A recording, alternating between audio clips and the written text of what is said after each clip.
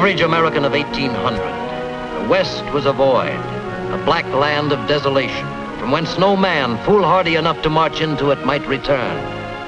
But two Americans did lead a party into the bleakness, setting down the facts of the wilderness, binding the continent from ocean to ocean with the truth.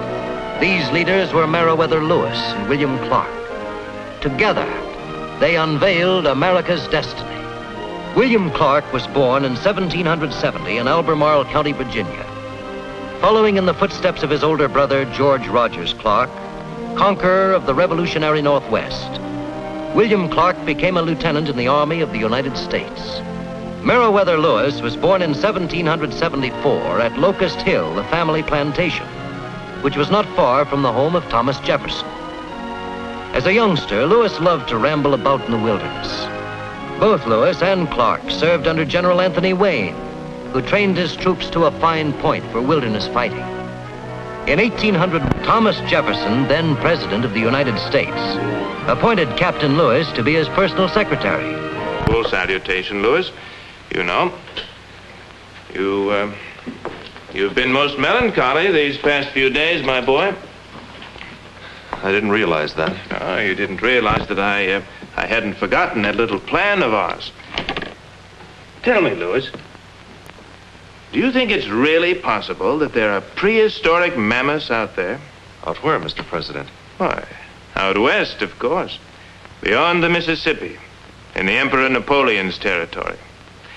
I've heard that a huge mountain of pure salt lies out in that wilderness.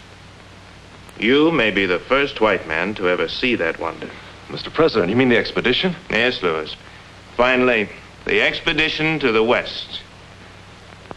You love to take long walks by yourself in the forest. I mean for you to have your fill of them. You can't know what this means to me. Not half of what it can mean to your country, Lewis. Your job will be to command a corps of discovery, to find the best land route to the Pacific. You will map the land's topography and note its plant, animal, and mineral resources. You will bring this government into touch with the Indians of the West and help divert the fur trade.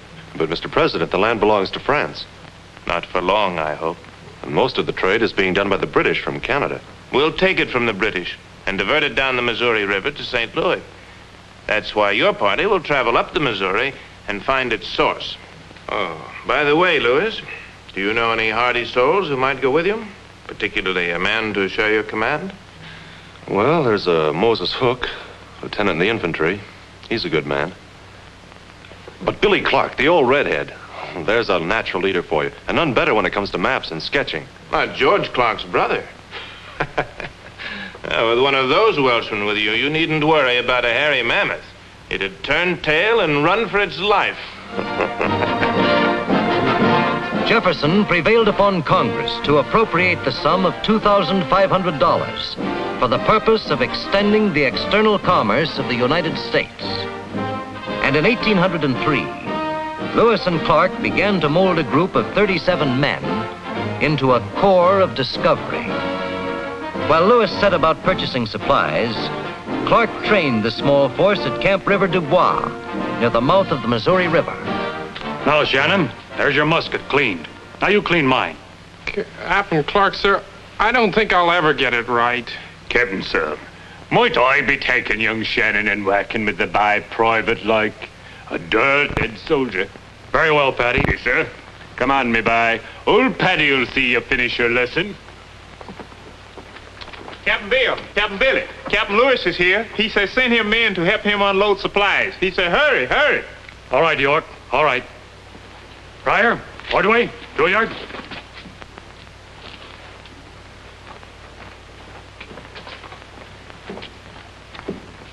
Captain Billy, Captain Sir, that fool Captain Lewis done brought all manner of fool thing with him from St. Louis.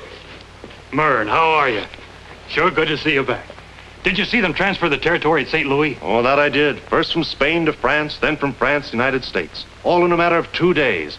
Very formal, but the land is ours. Yahoo! Jefferson did it.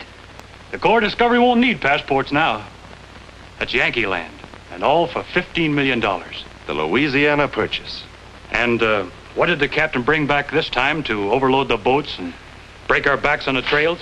Oh, mostly Indian presents this time. Tomahawks, red flannel, combs, butcher knives. 4 dozen of them. 8.5 pounds of red beads. And 73 bunches of assorted beads. 15 dozen scissors. 2,800 assorted fish hooks. Just a few odds and ends. I know. One of the most important missions of this journey is to make a good impression on the Indians. Build up a happy trade with them. And to keep the men happy, I managed to bring our total supply of whiskey up to 30 gallons. That should get us well started. By the way, Captain Lewis, I got a letter from the War Office. Good. They finally got around to recommissioning you as a captain. Not as a captain, as a lieutenant in the artillery. What? Look here, Mern, you said we'd be co-commanders on this campaign. Well, that's the way I've always spoken of it. That's the way the men think of you. You've just as much authority as I, Billy, and that's the way it stays. Captain, with quotation marks around it, eh? I picked you, Billy, because I knew you could lead. I'm depending on you, Captain. You've got the confidence of the men. Together as co-commanders, we'll get to that Western Ocean and back again. Agreed? Agreed. By the way, how's the work coming with the boats? Oh, very well. The bateau's almost finished. The 2 pirogues are ready and waiting. May 14th, 1804. The Lewis and Clark expedition started up the wide Missouri. It moved upstream through the last outposts of white man's civilization. And by October, the party had reached a point 50 miles north of modern-day Bismarck, North Dakota. Lewis and Clark selected this site for winter quarters. Here they built Fort Mandan and waited for the spring. And here they found Charbonneau, a Frenchman, and his wife Sacagawea, a Shoshone Indian girl. Merci. Say it, squaw. Merci. That's enough, squaw man. Oh, but of course, Captain. Still, Charbonneau does not understand. She is but a squaw. Among the Indians, she is less than nothing. At the most, property. And Sacagawea owes me much. She is a captured Shoshone girl. Who knows what might have happened to her if it had not been for me, a loving husband. But I am a weak man that cannot stand to see suffering. Her body is covered with the marks of your beatings. Well, I have shortcomings. But as you have said, I might be valuable to you as an interpreter. Still, I don't know. I don't like to be tied down.